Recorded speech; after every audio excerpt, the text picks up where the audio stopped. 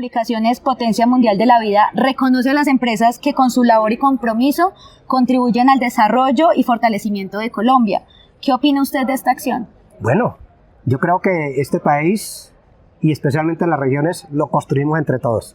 O sea, necesitamos de la sumatoria del sector público, necesitamos del esfuerzo del sector privado, necesitamos del esfuerzo de las familias, necesitamos el esfuerzo de la institucionalidad, necesitamos el esfuerzo de cada ciudadano y de cada ciudadana, necesitamos el compromiso de esos jóvenes que están en las escuelas, colegios y universidades para que entre todos visionemos el país que tanto hemos soñado y el que yo repito con frecuencia, un país más justo, más equitativo, más incluyente, más diverso, más próspero, pero sobre todo más en paz, donde haya oportunidades para todos.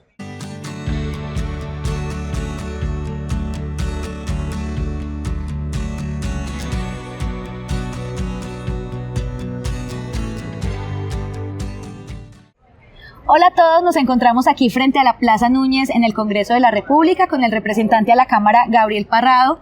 Representante, muchísimas gracias por permitirnos este espacio y por brindarnos su tiempo. A usted, Geraldine, gracias por invitarnos a ser parte de este hermoso programa. Representante, ¿cuáles considera usted que han sido las contribuciones más importantes que ha realizado como representante a la Cámara por el Pacto Histórico? Bueno, tengo que precisarles que los proyectos de ley ya no se presentan de forma individual ni unilateral.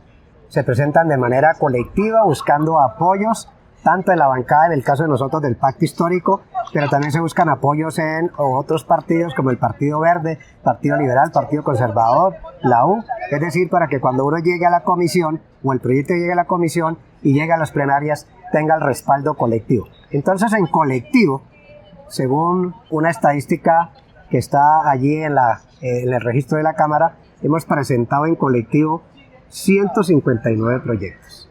De los 159 proyectos que hemos presentado, tenemos que reconocer especialmente los proyectos con que hemos compaginado con el gobierno nacional, como son, por ejemplo, matrícula cero, la reforma pensional, la reforma laboral, la reforma a la salud, pero también tenemos una serie de proyectos que tienen que ver con las regiones, por ejemplo, todo lo que tiene que ver con el acuerdo de Escazú, lo que tiene que ver con la política minero-energética del país y más específicamente les hablaré adelante uno que tiene que ver con las servidumbres petroleras que tienen que ver con la conservación del medio ambiente. Representante, si bien usted ha dicho los proyectos en colectivo son importantes para sacarlos adelante, pero ¿qué proyecto liderado por usted considera con mayor potencial de transformación social en Colombia? Bueno, nosotros tenemos varios proyectos, pero quiero hablar del ambiental, que tiene que ver, por ejemplo, con declarar al río Meta como sujeto de derechos, también el río Orinoco como sujeto de derechos que pertenecen a mi región, pero hay un proyecto muy importante que tiene que ver con las servidumbres que hoy en día las empresas petroleras ingresan a las fincas como Pedro por su casa y resulta que se está violentando la propiedad privada. Hemos presentado un proyecto de ley de tal manera que las petroleras o las empresas minero-energéticas tengan que acogerse a los reglamentos de la propiedad privada y tengan, para hacer una servidumbre, tengan que contar con la autorización del dueño de la propiedad. Representante, ¿cómo visualiza su papel dentro del espacio parlamentario para fortalecer la voz del Pacto Histórico? Bueno, nosotros lo primero que hemos hecho es dar testimonio de coherencia. O sea, en la Cámara de Representantes tenemos, creo que la chapa, el testimonio de que somos por disciplina de los primeros que llegamos y de los últimos que nos vamos. En segundo lugar, tenemos el testimonio de que a nosotros nos eligieron para legislar y por eso en colectivo hemos presentado 159 proyectos, que creo que, según me dijeron, es una marca histórica. Repito, los proyectos ya no se presentan unilateralmente, pero también queremos decirle que es el ejercicio de la coherencia entre lo que uno piensa, lo que uno le dice a los electores, lo que dijimos en la plaza pública y lo que tratamos de hacer aquí al interior de la Cámara y al interior de la comisión. Yo soy de la Comisión Quinta de Cámara, pero pertenezco a cerca de 15, 20 comisiones accidentales más para ayudar a mejorar la calidad de vida de los habitantes de nuestra querida región del Meta, pero también de toda Colombia. Representante, usted nos ha mencionado su labor en su comisión y en las demás comisiones accidentales, pero ¿cómo contribuye su labor a consolidar el proyecto de cambio del pacto histórico? Bueno, se parte de un estado inicial, de una situación de las comunidades inicial, visionamos hacia dónde queremos llevar esas comunidades y con base en ejercicios de acercamiento, de solidaridad, de formación, de capacitación, de asesoría, buscamos la manera de estructurar proyectos productivos, proyectos educativos, proyectos de salud, proyectos de economía solidaria, proyectos que tengan que ver con el mejoramiento de la calidad de vida de estas comunidades.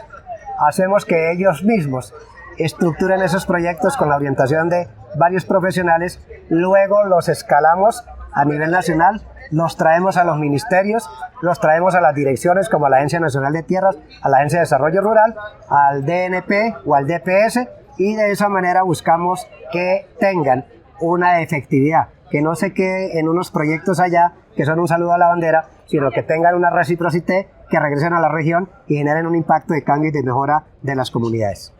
El trabajo con el territorio y las comunidades es muy importante, pero también en el gobierno del cambio hemos visto cómo la articulación entre la iniciativa privada y el Estado ha logrado avances en Colombia. ¿Cómo valora usted esta colaboración para el desarrollo del país? No, eso es muy importante, o sea, ni el Estado puede ser 100% oficial público, ni tampoco puede ser 100% privado. Hay que buscar una relación y hay que buscar una correlación y hay que buscar un equilibrio entre el sector público y el sector privado, de tal manera que, por ejemplo, la gente tenga la tierra, que la gente pueda hacer productiva la tierra, pero que al mismo tiempo tenga la oportunidad de establecer una comercialización con los supermercados, con los hipermercados, con los fruver, con las instituciones privadas que desarrollan alguna actividad y que requieren de esos productos. De la misma manera hay que mirar, por ejemplo, como en el aspecto de la educación.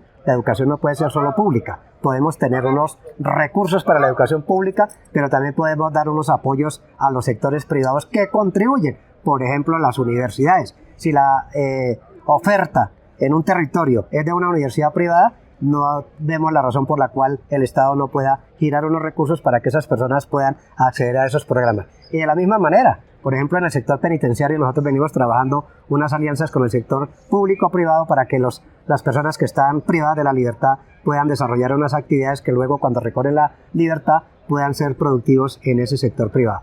Así es, representante. Definitivamente la articulación entre el sector privado y el Estado es súper importante.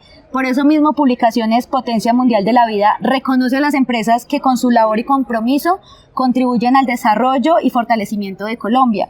¿Qué opina usted de esta acción?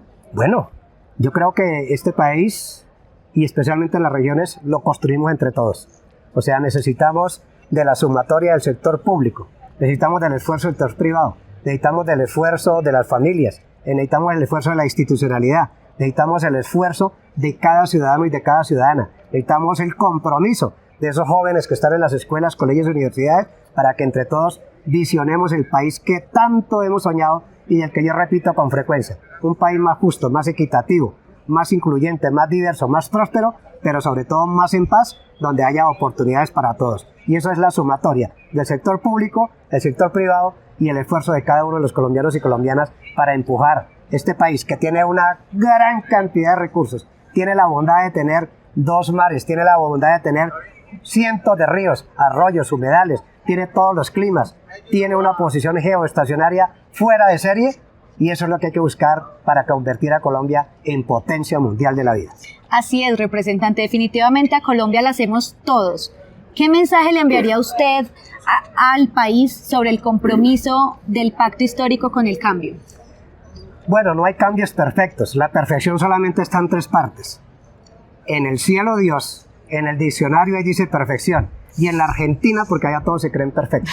En Colombia no podemos pensar que hay gobiernos perfectos, gobernantes perfectos, representantes perfectos, alcaldes perfectos. No, hay una imperfección en cada ser humano por el solo hecho de ser ser humano. Así que tenemos que buscar la manera de empujar en la misma dirección en lo que somos iguales, en lo que estamos pensando para hacer del país lo que queremos hacer.